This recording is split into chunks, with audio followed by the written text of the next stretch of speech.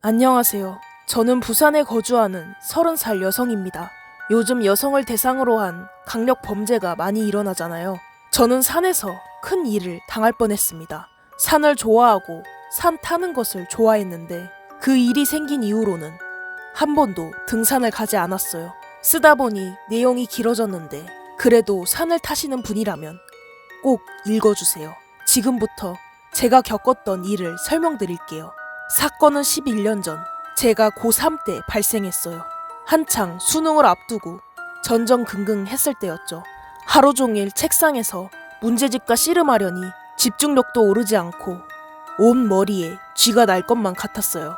그런 저를 보다 못한 어머니께서는 긴장된 마음도 가라앉히고 머리도 맑게 할 겸 제게 주말 등산을 권유하셨죠. 등산하는 걸 좋아해서 학교를 다니면서도 종종 다녔거든요. 좋은 생각 같아서 전 바로 출발 준비를 마치고 어머니와 집 근처 산을 오르기 시작했어요. 등산로를 따라 올라가려는데 어쩐 일인지 그날따라 사람들이 한 명도 보이지 않았어요. 낮임에도 깊은 산속이다 보니 숲에 가려 앞도 약간 깜깜한 상태였어요. 어머니께 엄마, 오늘은 유난히 사람이 안 보이는 것 같네? 조금 무서운 것 같다. 이렇게 얘기하고 뒤를 돌아봤는데요. 저 뒤에서 아저씨 한 분이 나타났어요. 조금 전까진 분명 아무도 없었거든요. 처음엔 와, 사람이다 하고 오히려 반가운 마음에 아무런 의심도 들지 않았어요. 그런데 그 아저씨는 얼핏 보기에도 무척이나 빠른 걸음으로 걸어오고 있었어요. 곧 저희 근처까지 따라왔고 저 밑에 있던 아저씨가 약 20m 정도 뒤까지 왔었습니다. 그런데 가까이서 본 아저씨는 등산객 치고는 뭔가 이상했어요. 보통 등산객들은 등산복이나 편한 추리닝 같은 걸 입고 등산 가방을 매는 게 보통이잖아요.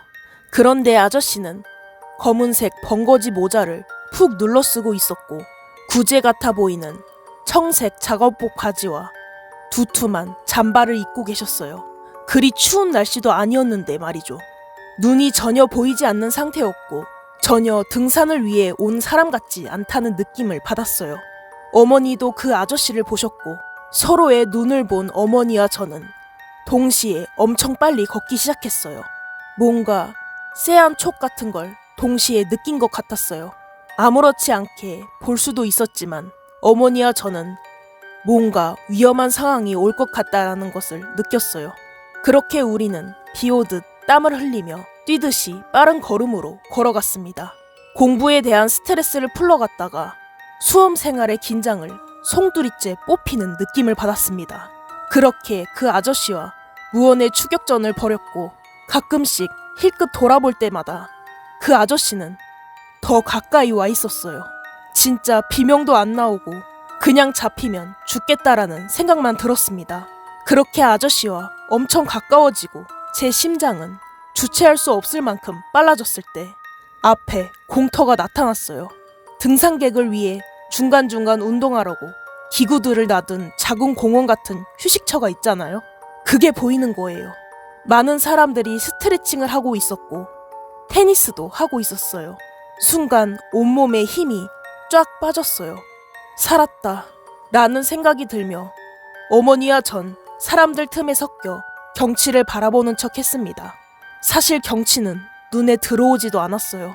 아저씨는 저희를 지나쳐 가더라고요. 아저씨가 스쳐 지나갈 때는 뭔가 묵은 듯한 비릿한 냄새가 코를 찔렀습니다. 정확하게 설명할 수는 없지만 뭔가 화장실 지린내와 비린내가 섞인 듯한 냄새였어요. 안도의 한숨이 나오며 생각해보니 괜한 사람을 의심했나 하며 죄송스러운 마음까지 들더라고요. 그러고 아저씨가 간 곳을 쓱 한번 쳐다봤는데 아저씨가 저희 쪽을 돌아보고 있더군요. 모자를 쓴 상태로 저를 내리깔아보고 있었고 저와 눈이 마주쳤습니다. 온몸에 털이 다 서더군요. 아직도 그 눈빛을 잊을 수가 없는데요. 보통의 눈빛이 아니었어요. 정말 뭐라 표현해야 할지 죽은 사람의 눈을 봐도 그만큼 소름 끼치진 않았을 거예요. 아무튼 그 아저씨는 다시 앞을 보고 걸음을 옮겼는데요. 그런데 그 아저씨가 저희를 지나치면서부터 급격하게 걷는 속도가 줄어들더라고요. 비정상적으로 빠르던 그 걸음걸이가 정말 느려졌어요. 죽었던 긴장 세포들이 다시 살아나는 듯 했는데요. 그 순간 어머니께서 나지막하게 말씀하셨어요. 저 사람 손 봐. 그 전까진 캐치 못했었는데 손에 작은 무언가를 꼭 움켜쥐고 있더라고요. 새끼손가락 뒤로 삐쭉 튀어나온 걸 보고 전 그 자리에서 기절할 뻔했습니다. 단도 같은 작은 칼 뒷부분이 삐져나와 있었어요. 흉기를 거꾸로 쥐고 있었어요. 패닉에 빠진 저는 어머니께 빨리 내려가자고 다그치기 시작했는데요. 그런데 느릿느릿 가던 그 아저씨가 등산로에 멈춰서서 저희 쪽을 보며 가만히 서 있었어요. 우리가 뒤돌아 집으로 가면 당장이라도 따라올 것만 같았어요. 저희도 가만히 있으면 더 의심스러울 것 같아 일단 움직였습니다. 4-5명 정도 단체로 올라가는 등산객들을 따라 올라갔습니다. 일행인 척 바로 뒤에 붙어서 갔어요. 그러자 아저씨도 앞으로 걸어가더라고요. 주기적으로 뒤를 돌아보면서 말이죠. 등산객 무리 조금 더 앞에는 강아지와 함께 산책 중인 약간 몸이 불편해 보이시는 아주머니 한 분이 있었는데요. 저희를 포함해 올라가는 사람은 아저씨를 제외하고 모두 여자였습니다. 어머니는 제게 이렇게 말씀하셨어요. 오히려 저 사람을 놓치면 안 된다. 놓치면 어디에서 튀어나올지 몰라. 저희는 일정 거리를 두고 아저씨가 앞으로 저희가 뒤로 계속 따라 움직였습니다. 전 물이 찬 물통을 꽉 쥐고 있었고 언제라도 흙을 뿌릴 준비를 하고 있었어요. 그냥 무식한 생각밖에 안 들더라고요. 여차하면 물어뜯을 각오까지 하고 있었습니다. 그렇게 한동안 걸었는데요. 그런데 단체 등산객분들은 중간에 약주를 하신다고 중간에 다른 길로 빠져버리더라고요. 등산로에는 저와 어머니, 강아지와 아주머니, 그리고 그 아저씨가 일정한 거리를 두고 걸었어요. 너무 긴장돼서 어디로 숨을 쉬는지, 길을 걷는지, 물 위를 걷는지도 몰랐어요. 그러다 아주머니께서 저희에게 말을 거셨고 긴장을 늦추지 않고 아저씨를 놓치지 않으려 노력하며 아주머니와 대화를 나눴습니다. 아주머니는 비만과 당뇨가 있으셨고 약간의 거동이 불편한 상태라고 하시면서 이런저런 일상 얘기를 하셨어요. 아주머니가 중간중간 힘들다고 강아지와 쉬면 저희도 같이 쉬었어요. 그럴 때면 아저씨는 멈추지는 않았지만 계속해서 뒤를 돌아보며 비정상적으로 느리게 걸음을 옮겼습니다. 그렇게 무언의 신경전을 하고 있다가 아주머니와 함께 다시 쉬고 있는데 갑자기 아저씨의 걸음이 또 처음과 같이 빨라지더라고요. 전 쉬고 있는 틈을 노려 어딘가에 숨어있다 나오면 공격할 생각인가? 라고 해석했고 아주머니께 인사를 드리고 어머니와 함께 그 남자를 따라가기 시작했어요.